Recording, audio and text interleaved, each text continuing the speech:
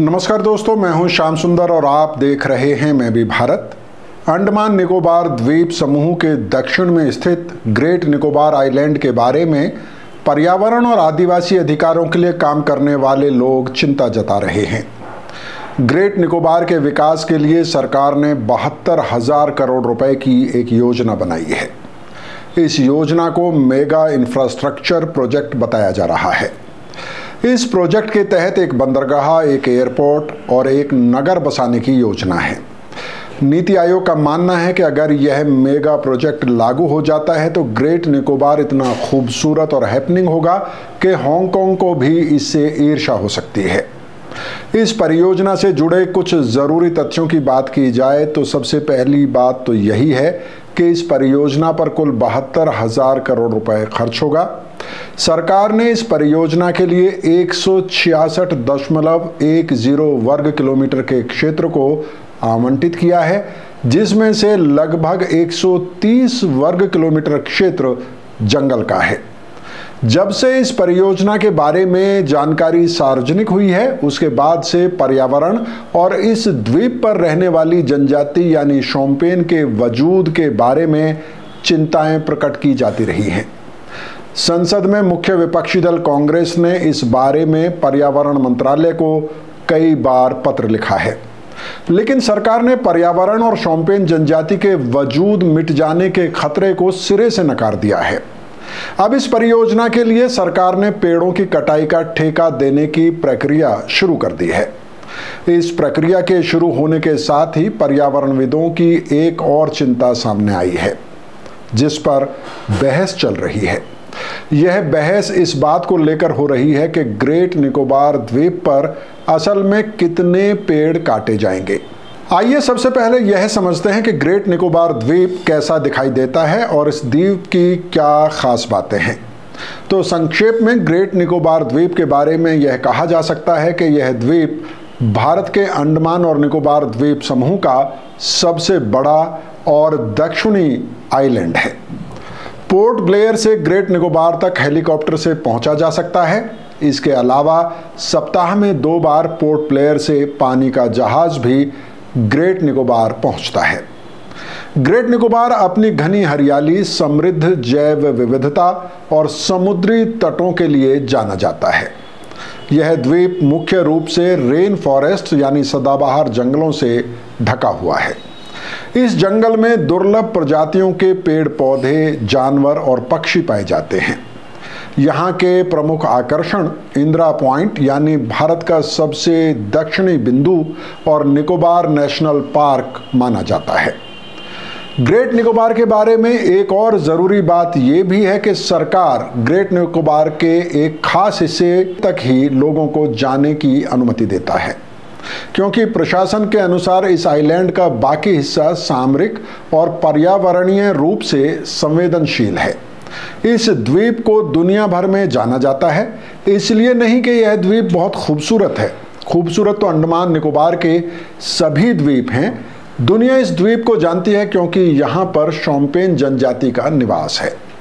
इसलिए इस द्वीप के कई क्षेत्र संरक्षित हैं। इन संरक्षित क्षेत्रों में जाने के लिए सरकार की अनुमति अनिवार्य है। अब ग्रेट निकोबार में सदियों से बसे शोम्पेन आदिवासियों के अस्तित्व के खत्म हो जाने का ही खतरा बताया जा रहा है। चलिए कुछ बातें शोम्पेन जनजाति के बारे में भी कर लेते हैं। शोम्पेन जनजाति के बारे में यह बताया जाता है कि कम से कम 60,000 साल से वे इस द्वीप पर रह रहे हैं। अंडमान निकोबार द्वीप समूह के अन्य द्वीपों पर बसे आदिवासियों मसलन जारवा, ओंग या फिर निकोबारी और शोम्पेन में एक बड़ा फर्क है। फर्क यह है कि अन्य द्वीपों पर रहने वाले आदिवासी आमतौर पर समुद्र तट के करीब मिलते हैं। वे समुद्री मछली, कछुए और जंगली सूअर का शिकार करते हैं, जबकि शोम्पेन समुद्र तटों से दूर घने जंगल में रहते हैं। ये आदिवासी भी मछली और कछुए का शिकार तो करते हैं, लेकिन नदी या तालाबों में। इसके अलावा ये आदिवासी सूअर का शिकार भी करते हैं। अंडमान निकोबार द्वीप की जनजातियों पर लंबे समय तक काम करने वाले कई एंथ्रोपोलॉजिस्ट से हमारी बात हुई। इन सभी का कहना है कि शोम्पेन के लिए उसकी जंगल में घूमने की आज़ादी सबसे ज़्यादा मायने रखती है। ये सभी लोग मानते हैं कि अगर शोम्पेन जनजाति के लोगों को मुख्य धारा के लोगों से मिलने में रुचि होगी तो वे खुद ही जंगल से बाहर आ जाएंगे। उनके साथ ज़बरदस्ती खतरनाक हो सकती है। तो ग्रेट निकोबार द्वीप और शोम्पेन जनजाति के बारे में बात करने के बाद अब इन दोनों से जुड़ी चिंताओं की तरफ बढ़ते हैं। जैसा हमने शुरू में ही कहा कि 72,000 करोड़ रुपए की ग्रेट निकोबार परियोजना से जुड़ी दो मुख्य चिंताएं पर्यावरण और आदिवासी अस्तित्व से जुड़ी हैं। इस परियोजना से जुड़ी चिंताओं में अब एक नई बहस शुरू हो गई है। बहस यह है कि असल में ग्रेट निकोबार द्वीप पर कितने पेड़ काटे जाएंगे और इसका पर्यावरण को कितना नुकसान हो सकता है। सरकार ने इस परियोजना के लिए कुल 166 वर्ग किलोमीटर जमीन की पहचान की है, जिसमें से 130 वर्ग किलोमीटर जंगल में है। संसद में सरकार ने इस प्रोजेक्ट के बारे में जानकारी देते हुए कहा कि पूरी परियोजना के लिए करीब 9,64,000 पेड़ काटे जाएंगे, जबकि इस परियोजना के पर्यावरण पर प्रभावों के बारे में चिंतित लोगों का कहना है कि 5 लाख पेड़ तो इस परियोजना के पहले चरण में ही काट दिए जाएंगे। इन एक्सपर्ट्स का कहना है कि परियोजना के लिए कम से कम 32 लाख पेड़ काटे जाएंगे। इस संख्या के बारे में जानकार लोगों का कहना है कि ग्रेट निकोबार द्वीप पर 1 हेक्टेयर में छोटे बड़े सब मिलाकर 1000 पेड़ होते हैं। इस मसले पर पूर्व पर्यावरण मंत्री और कांग्रेस नेता जयराम रमेश कई बार चिंता प्रकट कर चुके हैं। वे इस बारे में लगातार पर्यावरण मंत्री भूपेंद्र यादव को चेता रहे हैं। इस परियोजना से जुड़ी एक और चिंता जताई गई है। यह चिंता उस कंपनी को लेकर जताई गई है जिसे इस परियोजना को लागू करने की जिम्मेदारी दी गई है। बताया जा रहा है कि यह कंपनी इस काम को करने में सक्षम ही नहीं है। देश के एक बड़े और प्रतिष्ठित अखबार द हिंदू में हाल ही में एक लेख प्रकाशित हुआ जिसमें कहा गया है कि Andaman Nicobar island integrated development corporation को ना तो ऐसे किसी काम का अनुभव है और ना ही उसके पास इस काम को करने के लिए कोई सक्षम टीम है। इस लेख को पंकज सक्सेरिया और एक पर्यावरण रिपोर्टर ऋषिका पारदीकर ने लिखा है। उनका कहना है कि इस कंपनी का इतिहास, उद्देश्य और क्षमता को देखकर इस बात में गहरा संदेह होता है कि यह कंपनी इतने बड़े और संवेदनशील प्रोजेक्ट को हैंडल कर सकती है।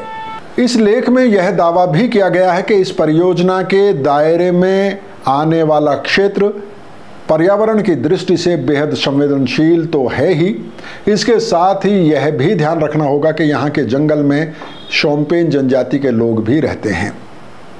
इस परियोजना से जुड़ी चिंताओं को प्रकट करते हुए कहा गया है कि जब Andaman Nicobar island integrated development corporation को इस परियोजना को लागू करने की जिम्मेदारी दी गई, यानी साल 2020 में, इस कंपनी की उस समय कोई पर्यावरण नीति या ऐसा कोई विभाग तक नहीं था।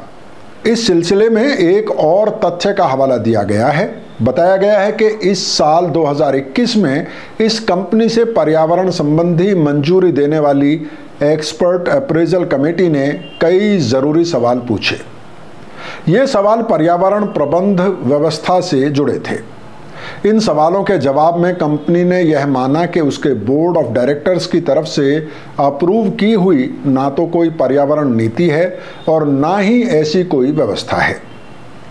वो बात अलग है कि इसके बावजूद EAC ने इस कंपनी को पर्यावरण संबंधी सभी मंजूरी प्रदान कर दी। यह मंजूरी साल 2022 में दी गई थी। 2011 की जनगणना के अनुसार शोम्पेन जनजाति की कुल जनसंख्या 229 दर्ज की गई है। क्या 229 लोगों के वजूद की चिंता में हजारों करोड़ रुपए की परियोजना को रद्द कर दिया जाना चाहिए? यह वो सवाल है जो ग्रेट निकोबार विकास परियोजना से जुड़े अधिकारी प्राइवेट में पूछते हैं। इसके साथ ही एक और सवाल पूछा जाता है कि क्या हजारों साल से अलग थलग रह रहे आदिवासियों को यह अधिकार नहीं है कि वे भी मुख्य धारा में शामिल हों और आधुनिक सुख सुविधाओं का लाभ उठाएं? इस परियोजना से जुड़ी आशंकाओं और इन दो सवालों पर आप क्या सोचते हैं, ये हमें ज़रूर बताएं। कमेंट बॉक्स में आप अपना उत्तर लिख सकते हैं। बहुत बहुत शुक्रिया। Thank you.